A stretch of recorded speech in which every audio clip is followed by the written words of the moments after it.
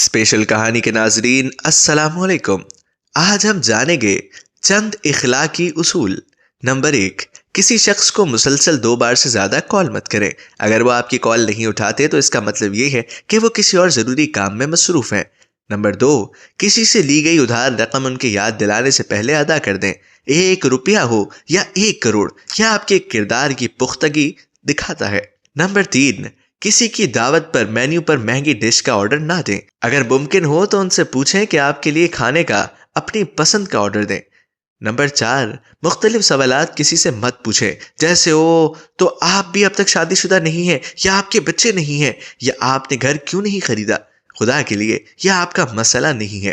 اگر آپ کسی دوست کے ساتھ ٹیکسی لے لیں اور کرایہ وہ ادا کرتا ہے تو آپ اگلی بار ادا کریں یا مل بانٹ کر ادا کریں۔ نمبر 7، مختلف سیاسی نظریات کا احترام کریں۔ نمبر 8، لوگوں کی بات نہ کاٹیں بلکہ انہیں اپنی بات مکمل کرنے کا موقع دیجیے۔ نمبر 9، اگر آپ کسی کو تنگ مذاق کر رہے ہیں اور وہ اس سے لطف اندوز نہیں ہو رہا تو رک جائیں اور دوبارہ کبھی ایسا نہ کریں۔ نمبر 10، جب کوئی آپ کی مدد کرے تو آپ اس کا شکریہ ضرور ادا کریں۔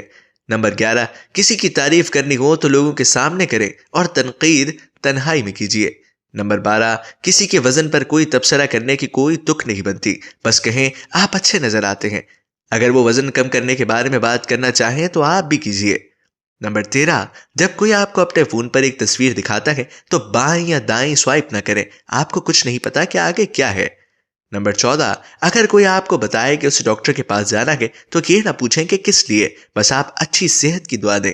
اگر وہ اس کے بارے میں بات کرنا چاہتے ہیں تو آپ بھی کیجیے۔ نمبر 15، جس طرح آپ ایک CEO کے ساتھ احترام سے پیش آتے ہیں اسی طرح اپنے آفس بوائے اور چوکیدار کے ساتھ پیش آئیں۔ اپنے سے کمتر حیثیت کے لوگوں کے ساتھ آپ کا برتاؤ آپ کے کردار کا آئینہ دار ہے۔ نمبر 16، اگر کوئی شخص آپ کے ساتھ براہ راست بات کر رہا ہے تو آپ مسلسل اپنے موبائل فون کی طرف نہ دیکھیں۔ نمبر 17، جب تک آپ سے پوچھا نہ جائے مشورہ نہ دیں۔